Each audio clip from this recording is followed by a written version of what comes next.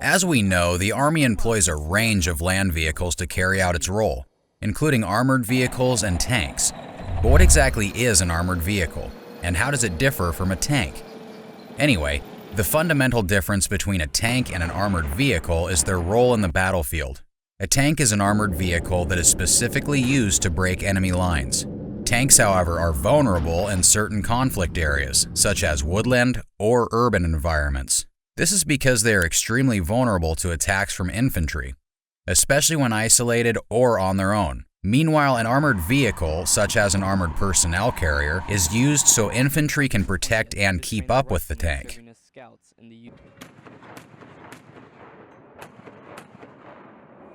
Historically, in both the First and the Second World War, tanks were used to punch a hole in the enemy's line, with infantry following under the protection of the tank. It was very popular during the Second World War, and the method was designed to quickly strike an enemy and take the position or territory as a result. This is because they were extremely vulnerable to attacks from any infantry, especially when they were left alone.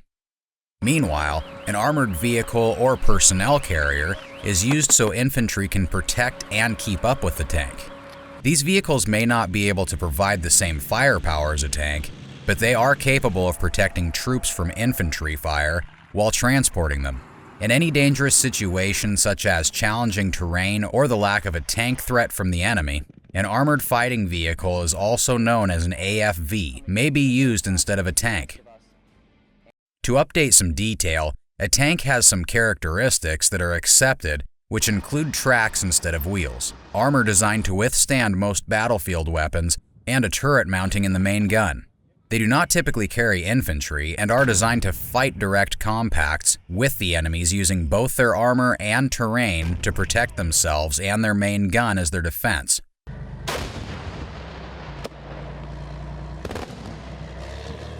Main battle tanks, MBT, are the heaviest, best protected vehicles, and they come fitted with a gun designed to destroy a number of targets, including other MBTs. They are very mobile and armored, equipped with a number of features including an active protection system that is capable of defeating anti-tank missiles.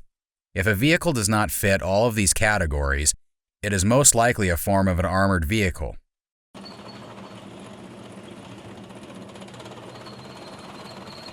Talking about the role of armored vehicles and tanks in warfare, military personnel have to equip themselves with certain important equipment which the armored vehicles and tanks are amongst.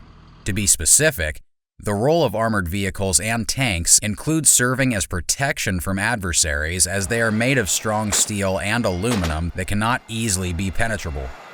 Moreover, they can also break through any barrier put out by the enemy.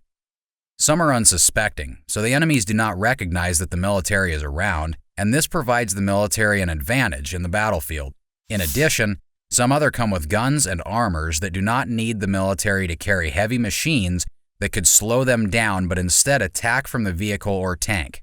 They serve as hiding grounds for military personnel. They are also well suited with equipment that will be required throughout the warfare, even with some extras in case military troops run out of supplies such as bullets or ammunitions.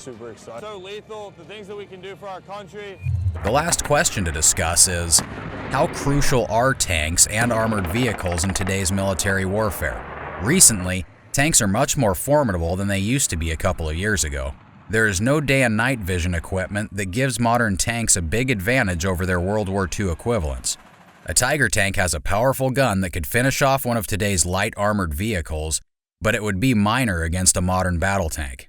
This only serves to demonstrate that later in the future, tanks or armored vehicles may be unrecognizable. Military technology has reached the point where unmanned tanks, such as a land drone, are now possible. This is a huge business for those companies that produce tanks, while it is a bigger trouble for guerrilla combatants who are seeking to fight against a tank enemy. Modern tanks and AFVs need unprecedented levels of protection. As artillery evolves, so do armor-protected vehicles have to evolve. Although increasing more weight to armor brings incremental improvements, it could hamper speed and mobility, as well as driving up both development and costs. That's all for today. Thanks for watching and see you next time.